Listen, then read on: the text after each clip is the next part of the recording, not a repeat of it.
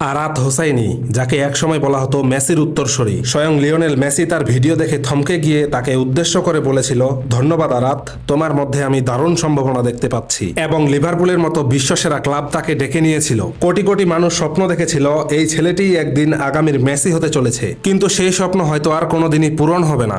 আর এর পেছনে কারণ হলো তার বাবার একটি কঠোর সিদ্ধান্ত। ঠিক কি ঘটেছিল সেদিন, আজকের ভিডিওতে সেই পুরো গল্পটা জানবো আমরা। আরাত হোসাইনি, যাকে মেসির ছেলে বা রোনালদোর ছেলের সাথে তুলনা করা হয়নি, তুলনা করা হয়েছে স্বয়ং লিওনেল মেসি এবং রোনালদোদের সাথে। এই পৃথিবীতে কিছু কিছু মানুষ জন্ম নেয় অসাধারণ প্রতিভার সাথে, আর আরাত হোসাইনি ছিল ঠিক তেমনই একজন। আর তার প্রমাণ মিলে যখন আরাতের বয়স 3 মাস, তখন সে তার বাবার হাতের আঙ্গুল এতটাই জোরে চেপে ধরেছিল যে তার বাবার হাতের আঙ্গুল ভাঁজ হয়ে গিয়েছিল। তার বয়স বাড়ার সাথে সাথে এই অলৌকিক শক্তি আরো বেশি ফুটে ওঠে। 9 মাস বয়সে অন্য শিশুরা যেখানে হামাগুড়ি দিতে শেখে, সেই বয়সে এই বাচ্চাটি একটা বার ধরে একা একা ঝুলে থাকতো, কোনো সাহায্য ছাড়া, কোনো ভয় ছাড়া, যেন এটাই তার কাছে স্বাভাবিক ছিল।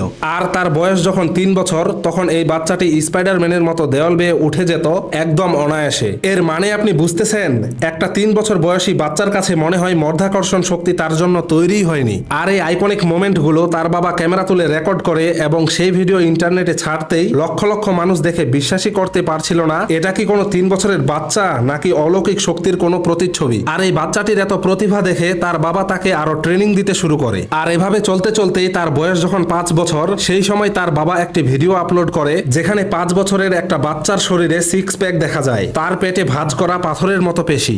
আর তা দেখে মানুষ ভাবতে বাধ্য হয় এটা কিভাবে সম্ভব, কিন্তু এটাই ছিল সত্যি।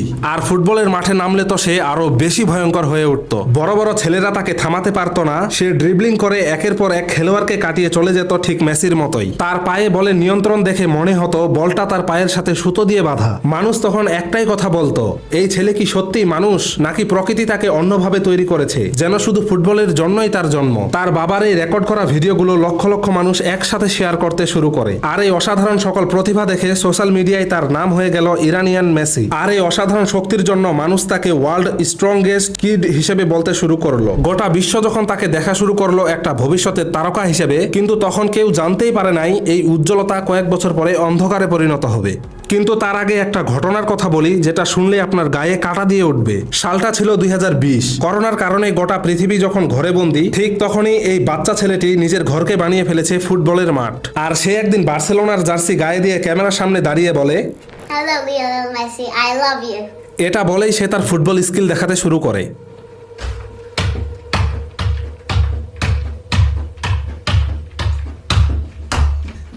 আর সেই ভিডিও দেখে স্বয়ং লিওনেল মেসি 12 এপ্রিল 2020 সালে আরাতকে উদ্দেশ্য করে বলে, ধন্যবাদ আরাত, তোমার মধ্যে আমি দারুণ সম্ভাবনা দেখতে পাচ্ছি, আমার ভালোবাসা নিও। ভাবুন তো একবার, পৃথিবীর সেরা ফুটবলার যাকে সবাই গোট নামে চিনে, সে নিজেই একটা 5 বছরের বাচ্চার ফুটবল স্কিল দেখে অভিনন্দন জানায়। সেদিন লক্ষ লক্ষ মানুষের চোখে একটাই ছবি ভেসে উঠেছিল, আরাত একদিন মেসির পাশে দাঁড়িয়ে বার্সেলোনার জার্সি পরে মাঠে নামবে। কিন্তু জীবন সবসময় স্বপ্নের মতো চলে না। এরপর এলো সেই মুহূর্ত যেটার জন্য আরাতের পুরো পরিবার অপেক্ষা করছিল। লিভারপুল এফসি, পৃথিবীর অন্যতম সেরা ক্লাব, যে ক্লাবের একাডেমি থেকে বের হয়েছে ট্রেন্ট আলেকজান্ডার আর্নল্ড এবং রহিম স্টার্লিংকের মতো কিংবদন্তি খেলোয়াড়, যে একাডেমিতে সুযোগ পাওয়া মানে ভবিষ্যৎ শতভাগ নিশ্চিত। সেই লিভারপুল আরাতকে ডাকলো মাত্র 5 বছর বয়সে। তার বাবা মুহাম্মদ সবকিছু ফেলে আরাতকে নিয়ে রওনা দিলেন ইংল্যান্ডের উদ্দেশ্যে, এবং তার মা ও বোন ইরানেই থেকে গেল। পুরো পরিবার ভাগ হয়ে গিয়েছিল শুধু একটা স্বপ্নের জন্য, আরাত যেন ফুটবলার হয়। আর সেই ছেলেটি লিভারপুলের মাঠে নামিয়ে দেখিয়ে দিল সে এখানে নামের জন্য আসে নাই, গোটা বিশ্ব অপেক্ষা করছিল আরাত একদিন এই লিভারপুলের হয়ে মাঠ কাঁপাবে।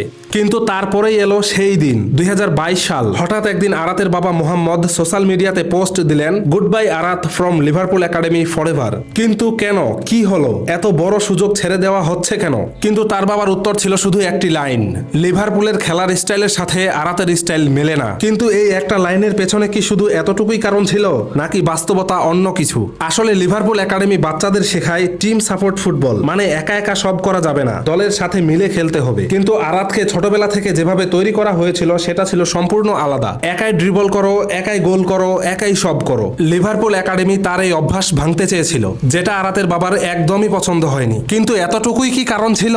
যারা আরাতকে কাছ থেকে চিনতো তারা সবাই বলে তার বাবার ট্রেনিং পদ্ধতি এতটাই কঠোর ছিল যে লিভারপুলের প্রফেশনাল কোচও সেটা মেনে নিতে পারেননি। একটা শিশুকে এইভাবে ট্রেন করানো কি ঠিক, এই প্রশ্নটা উঠেছিল। আর তার প্রমাণ মিলল কিছুদিন পরেই। লিভারপুল একাডেমি ছেড়ে দেওয়ার পরে আরাত ও তার বাবা ফিরে গেল ইরানে। এবং ইরানের সেপাহান ক্লাবের হয়ে খেলা শুরু করলো। কিছুদিন পর সেই ক্লাবের কোচ এমন একটি কথা বললেন যেটা শুনে আপনার বুকটা কেঁপে উঠবে। তিনি বললেন, আরাত যখনই ট্রেনিং করতে আসতো সে বুকে হাত দিয়ে আসতো, বুকে ব্যথা নিয়ে আসতো। মানে আপনি বুঝতেছেন, একটা ছোট্ট বাচ্চার বুকে ব্যথা। এই কথাটা শুনে আপনার মনে কি একটাই প্রশ্ন আসছে না, তার বাবা কি সত্যি খেলার স্টাইলের জন্য লিভারপুল একাডেমি ছেড়েছেন নাকি অন্য কিছুর জন্য? লিভারপুল ছাড়ার পর আরাত এবং তার বাবা বার্সেলোনার স্বপ্ন দেখতে শুরু করে। আরাতকে বার্সেলোনার জার্সি পরিয়ে ভিডিও বানালেন তার বাবা, আর বললেন আমরা বার্সেলোনাতে যাব। কিন্তু বার্সেলোনা থেকে কোনো ডাক আসেনি। আর আজ 2026 সালে এসেও কোনো ক্লাবের হয়ে ডাক আসেনি আরাতের জন্য। কিন্তু সেই আরাত হোসাইনি এখনো সোশ্যাল মিডিয়ায় অ্যাক্টিভ। কিন্তু লিভারপুল, বার্সেলোনা, সেই স্বপ্নের মাঠ, সেই বড় ক্লাবের জার্সি, সেটা এখনো শুধু স্বপ্নই। শুধু প্রতিভা থাকলেই হয় না, সঠিক সময় সঠিক সিদ্ধান্ত নেওয়ার যোগ্যতাও লাগে। আরাতের গল্পটা আমাদের সেটাই মনে করিয়ে দেয়। হয়তো আরাত একদিন ঠিকই বড় হবে,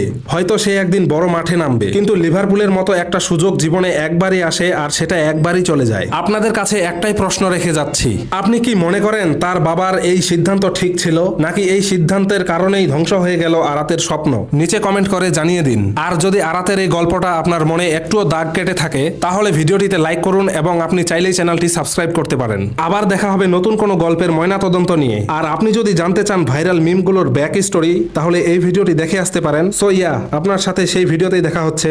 গুড বাই।